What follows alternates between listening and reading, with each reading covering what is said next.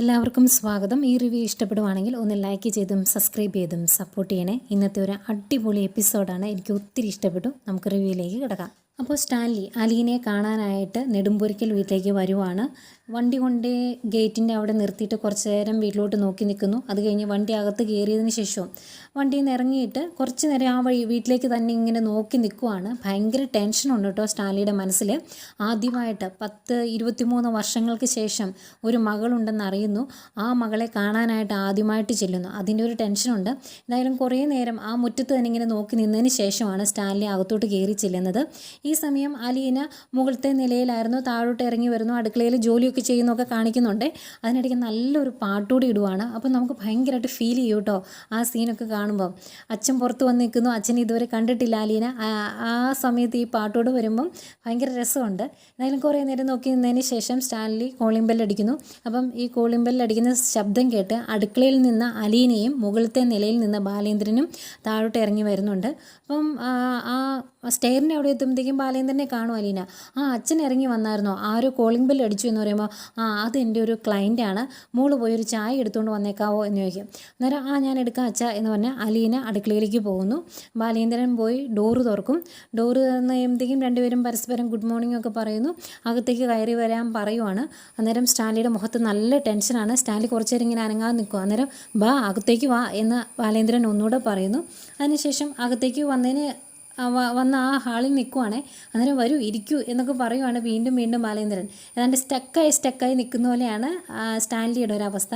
ഏതായാലും സ്റ്റാൻലി അവിടെ ഇരുന്ന് കഴിയുമ്പം ബാലേന്ദ്രൻ ഒന്ന് ചുറ്റുമൊന്ന് നോക്കും, അലീന ആ ഭാഗത്ത് അങ്ങനെ ഉണ്ടോ എന്ന്.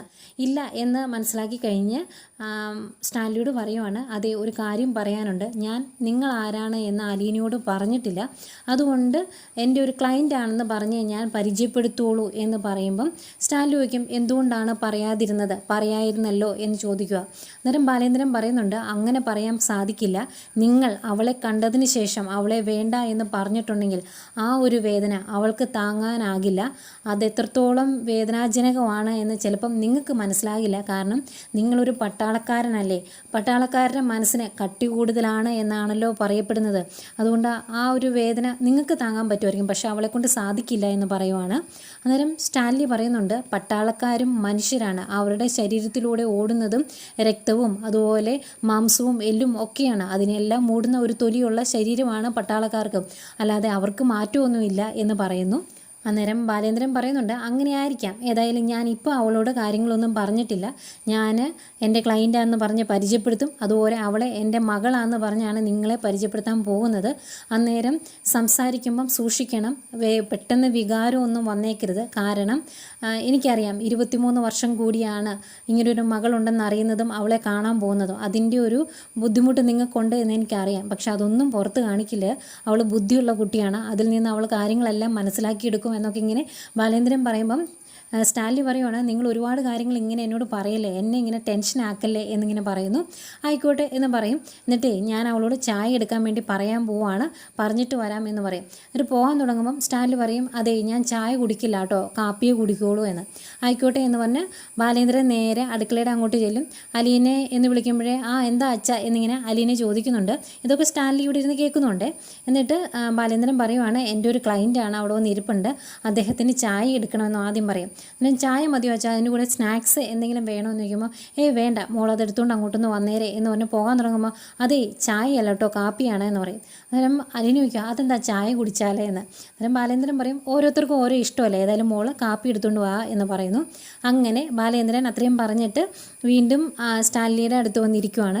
എന്നിട്ട് ബാലേന്ദ്രൻ പറയുന്നുണ്ട്, ചായ ആയിരുന്നെങ്കിൽ ടപ്പേന്ന് അവൾ എടുത്തുകൊണ്ട് വന്നേനെ, അവൾ ചായയുടെ ഒരു സ്പെഷ്യലിസ്റ്റാണ്, ഇതിപ്പം കാപ്പിയല്ലേ, കാപ്പിയുമായിട്ട് ഒന്ന് ഇണങ്ങി വരാൻ ഇത്തിരി സമയം എടുക്കും എന്ന് പറയുമ്പം സ്റ്റാൻലി പറയുവാണ്, അത് പതിയെ മതി എന്ന്.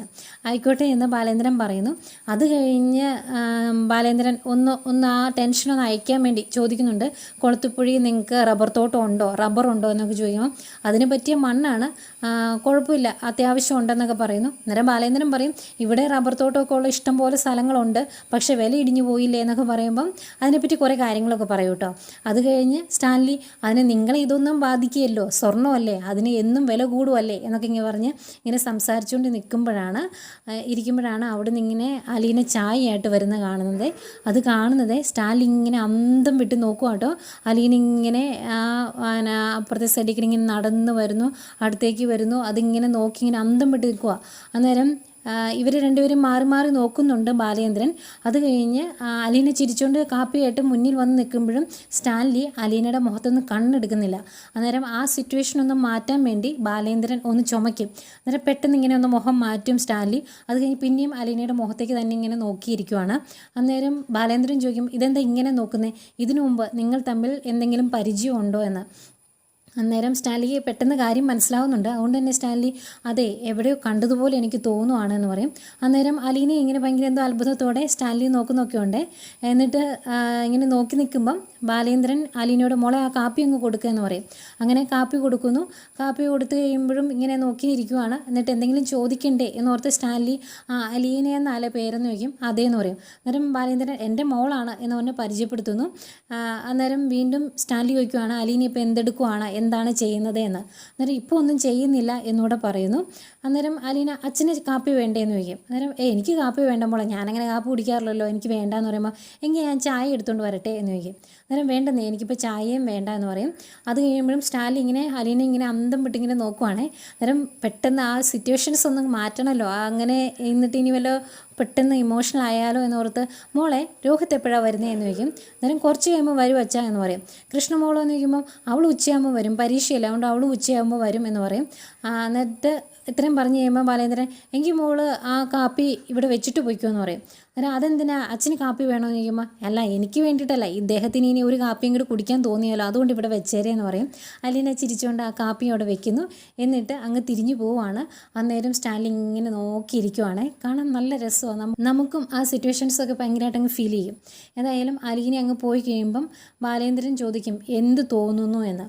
അന്നേക്കും പെട്ടെന്ന് ചാടി എഴുന്നേക്കും സ്റ്റാൻലി. എന്നിട്ട് അതെ ഞാൻ ഇപ്പോൾ ഇറങ്ങുവാണ്, ഞാൻ ഹോട്ടലിൽ പോയിട്ട് വിളിക്കാമെന്ന് പറയും. അന്നേരം അതെന്താ നിങ്ങൾ അങ്ങനെ പറഞ്ഞു, ഒന്നും പറയാതെ പോയാൽ എങ്ങനെയായെന്ന് ചോദിക്കും. അന്നേരം സ്റ്റാൻലി പറയുവാണ് എനിക്ക് ആകെ ഞാൻ ആകെ ഇമോഷണലായി പോയി, എനിക്കിപ്പോൾ ഒരു മറുപടി പറയാൻ സാധിക്കില്ല എന്ന് പറയുമ്പോൾ അതെന്താ എന്ന് ചോദിക്കും. നിങ്ങൾക്ക് എന്താ വിശ്വാസം വന്നില്ലേ എന്ന് ബാലേന്ദ്രൻ ചോദിക്കും. അന്നേരം സ്റ്റാൻലി പറയുവാണ് അതുകൊണ്ടൊന്നുമല്ല, പോയത് ഞാനിപ്പോൾ കണ്ടത് എൻ്റെ അമ്മച്ചിയാണ്. എൻ്റെ അമ്മച്ചി 23 വർഷം മുമ്പ് മരിച്ചുപോയി, പാവം. പക്ഷേ അതേ മുഖഭാവവും രൂപവും ഒക്കെയാണ് ഞാനിപ്പോൾ എൻ്റെ മുന്നിൽ കണ്ടത് എന്ന് പറയുവാണ്. എന്നിട്ട് പറയും എനിക്കിത് പെട്ടെന്ന് ഇമോഷണൽ ആയതുകൊണ്ട് ഒരു മറുപടി പറയാൻ പറ്റുന്നില്ല, ഞാൻ ഏതായാലും അവിടെ പോയിട്ട് വിളിക്കാൻ കേട്ടോ എന്ന് പറഞ്ഞിട്ട് അവിടെ നിന്ന് ഇറങ്ങിപ്പോയിരുന്നു. കൂടെ ബാലേന്ദ്രനും പോകുന്നുണ്ട്.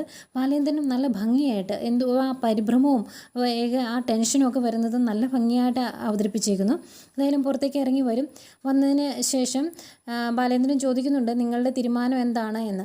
അന്നേരം സ്റ്റാൻലി പറയും എങ്ങനെയാണ് ഞാനൊരു തീരുമാനം എടുക്കുന്നത് എന്ന് എനിക്കറിയില്ല, ഒരുപാട് കാര്യങ്ങൾ നോക്കണം, ഒരുപാട് പേരോട് ഉത്തരം പറയണം, മൊത്തത്തിൽ എനിക്കൊരു കൺഫ്യൂഷനാണ് എന്ന് പറയുമ്പം ബാലേന്ദ്രൻ ചോദിക്കും അതെന്താണ് എന്ന്. അന്നേരം ഞാനൊരു തീരുമാനം എടുത്തിട്ടുണ്ടെങ്കിൽ ആ തീരുമാനം തെറ്റിപ്പോകാൻ പാടില്ലല്ലോ, അതുകൊണ്ട് എനിക്കൊന്ന് ആലോചിച്ച് വേണം തീരുമാനം എടുക്കാൻ എന്ന് പറയുമ്പം ബാലേന്ദ്രൻ പറയും അങ്ങനെ ഒരുപാട് ബുദ്ധിമുട്ടുകളുണ്ടെങ്കിൽ നോ പറയാൻ ഇപ്പോഴും അവസരമുണ്ട് എന്ന്.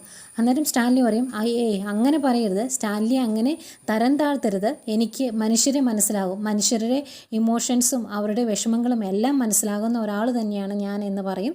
എന്നിട്ട് വിളിക്കാം എന്ന് പറഞ്ഞ് പോകുന്ന സ്റ്റാൻലി തിരിച്ചു വന്നിട്ട് ബാലേന്ദ്രൻ്റെ 2 കൈയും കൂട്ടിച്ചേർത്ത് ഇങ്ങനെ പിടിക്കുവേ. എന്നിട്ട് പറയുവാണ് ഞാൻ കേട്ടായിരുന്നു അവൾ താങ്കളെ അച്ഛ എന്ന് വിളിക്കുന്നത്, അതിൽ നിന്ന് എനിക്കെല്ലാം മനസ്സിലായി. ഏതായാലും ഒരിക്കലും ആ ഒരു റെസ്പെക്റ്റും ഇഷ്ടമൊന്നും എനിക്ക് കിട്ടുമെന്ന് എനിക്ക് തോന്നുന്നില്ല. ഞാൻ ഇന്ന് കണ്ടത് അതിമനോഹരമായ ഒരു ബന്ധമാണ്. അങ്ങനെ വിളിക്കാനും വിളിപ്പിക്കാനും നിങ്ങളെക്കൊണ്ടേ പറ്റുള്ളൂ ബാലേന്ദ്ര, ഒരിക്കലും എന്നെക്കൊണ്ട് പോലും അതൊന്നും സാധിക്കുകയില്ല എന്ന് പറഞ്ഞാൽ കൈ കൂട്ടിപ്പിടിച്ച് ഇത്രയൊക്കെ പറഞ്ഞിട്ട് പോയിട്ട് ഞാൻ വിളിക്കാൻ കേട്ടോ എന്ന് പറഞ്ഞിട്ട് അങ്ങ് പോവുകയാണ്. ഏതായാലും സ്റ്റാൻലി വണ്ടി കയറി പോയി കഴിയുമ്പം ബാലേന്ദ്രനെ തന്നെ എന്തൊക്കെയോ ഒരു ആത്മാഭിമാനം തോന്നുമല്ലോ, ഇങ്ങനെ ഒരു ചെറു പുഞ്ചിരിയോടെ ഇങ്ങനെ നിൽക്കുന്നു. അത് കഴിഞ്ഞ് അകത്തേക്ക് കയറി വരിക. അന്തേക്കും അലീനയും പുറത്തേക്ക് ഇറങ്ങി വരുവേ. ആഹാ, അച്ഛൻ്റെ ക്ലയൻറ്റ് എന്താ പെട്ടെന്ന് പോയതെന്ന് ചോദിക്കും. അന്നേരം അദ്ദേഹത്തിന് ഒരു ഫോൺ കോൾ വന്നു, അതുകൊണ്ടാണ് പോയത്, പിന്നെ ഒത്തിരി തിരക്കുകളുള്ള ആളാണ് എന്ന് പറയും. അന്നേരം അതുകൊണ്ടായിരിക്കുമല്ലേ പെട്ടെന്ന് പോയത്, എന്തോ ഒരു പ്രത്യേകത ആ ആളിൽ എനിക്ക് തോന്നി, എല്ലാവരും പോലെയല്ല, എന്തോ ഒരു പ്രത്യേകത ഉണ്ടെന്ന് പറയുമ്പോൾ പ്രത്യേകത കാണും എന്ന് പറഞ്ഞിട്ട് ബാലേന്ദ്രനകത്തേക്ക് പോകുന്നു. എന്തായാലും കുറച്ച് നേരം ഇങ്ങനെ ആ പോയ വഴിയിലേക്ക് ഇങ്ങനെ പുറത്തേക്ക് ഇങ്ങനെ നോക്കി നിന്നിട്ട് അലീനയും അകത്തോട്ട് കയറി പോവുകയാണ്. ഏതായാലും ഇവിടുന്ന് പോകുന്ന സ്റ്റാൻലിക്ക് ഹോട്ടലിൽ എത്തിയതിന് ശേഷം ഒരു മനസ്സമാധാനമില്ല. മദ്യപിക്കുന്നുണ്ട്. അത് കഴിഞ്ഞ് അതിനിടയ്ക്കെല്ലാം ഇങ്ങനെ അലീന വന്നതും നിന്നതും സംസാരിച്ചതും ഒക്കെ മനസ്സിലേക്കിടെ പോകുന്നു. ഇതെല്ലാം കഴിഞ്ഞതിന് ശേഷം വീണ്ടും ബാലേന്ദ്രനെ വിളിക്കും. അന്നേരം ഫോണെടുത്ത് ബാലേന്ദ്രൻ എന്താണ് എന്ന് ചോദിക്കുമ്പം സ്റ്റാൻലി പറയുകയാണ്, എനിക്ക് അലീനയെ ഒന്നുകൂടെ കാണണമെന്ന്. അങ്ങനെ അതെന്താ, നിങ്ങൾ ഇവിടെ വെച്ച് കണ്ടതല്ലേ എന്ന് ചോദിക്കുമ്പം ഞാൻ കണ്ടോ എന്ന് എനിക്കറിയില്ല, എനിക്ക് ശരിക്കും അലീനെ ഒന്നുകൂടെ കാണണമെന്ന് പറയുമ്പോൾ നിങ്ങൾ എന്താ ഉദ്ദേശിക്കുന്നത്, നിങ്ങൾക്ക് അലീനെ വേണോ വേണ്ടയോ എന്ന് തീരുമാനിക്കുക, എന്നിട്ടാകാം ഇനി അടുത്ത കൂടിക്കാഴ്ച എന്ന് പറയുമ്പം സ്റ്റാൻലി പറയുന്നുണ്ട്, ഉറപ്പായിട്ടും എനിക്ക് അലീനെ വേണം, അതിന് ഇനി മറുത്തൊരു ചോദ്യമോ ഉത്തരവോ ഇല്ല, അലീനെ എനിക്ക് വേണം, പക്ഷേ എനിക്ക് അവളെ ഒന്നുകൂടെ നന്നായി കാണണമെന്ന് ആഗ്രഹമുണ്ട് എന്ന് പറയും. അതെന്തിനാണ് എന്ന് ബാലേന്ദ്രൻ ചോദിക്കുമ്പം പറയുവാണ്, എനിക്ക് അവളുടെ കുറച്ച് ഫോട്ടോസും വീഡിയോസും ഒക്കെ വേണം, എനിക്ക് എൻ്റെ അപ്പച്ചനെ കാണിക്കാനാണ് എന്ന് പറയുമ്പോൾ അതൊക്കെ നിങ്ങളുടെ സ്വകാര്യത, അതിൽ ഞാൻ ഇടപെടുന്നില്ല, ഇനിയിപ്പോൾ നിങ്ങൾക്ക് അങ്ങനെ കാണണമെങ്കിൽ തന്നെ എൻ്റെ വീട്ടിൽ വെച്ച് സാധിക്കില്ല, ഞാൻ അവളെയും കൊണ്ട് ടൗണിലേക്ക് വരാം എന്ന് പറയും. അന്നേരം എങ്കിൽ അവിടെ വെച്ച് കാണാമെന്ന് പറയുമ്പം ബാലേന്ദ്രൻ എടുത്തു പറയുന്നുണ്ട്, അപ്പോഴും അവളെ നിങ്ങൾ കാണുന്നത് അവളെ തിരിച്ചറിയരുത്, അവൾക്ക് യാതൊരു സംശയവും തോന്നരുത്, അതിൻ്റെ പേരിൽ യാതൊരു ചോദ്യവും അവൾ എന്നോട് ചോദിക്കാൻ ഇടവരരുത്, അങ്ങനെ ഒരു രീതിയിലേ കാണാൻ സാധിക്കുകയുള്ളൂ. അതുകൊണ്ട് തന്നെ അവിടെ ഒരു ടെക്സ്റ്റൈൽസ് ഉണ്ട് കല്യാൺ, ഞാൻ അവളെയും കൊണ്ട് അവിടെ വരാം, ഒരു അരമണിക്കൂർ അവിടെ ചുറ്റിത്തിരിയും, ആ സമയത്ത് നിങ്ങൾക്ക് അവളെ കാണണമെങ്കിൽ കാണാം, ഫോട്ടോസ് എടുക്കണമെങ്കിൽ എടുക്കാം, അതിനപ്പുറം ഒന്നും നടക്കരുത്, ശ്രദ്ധിച്ചു വേണം, അവൾ നിങ്ങളെ കാണാനേ പാടില്ല എന്ന് എടുത്തു പറയുന്നു.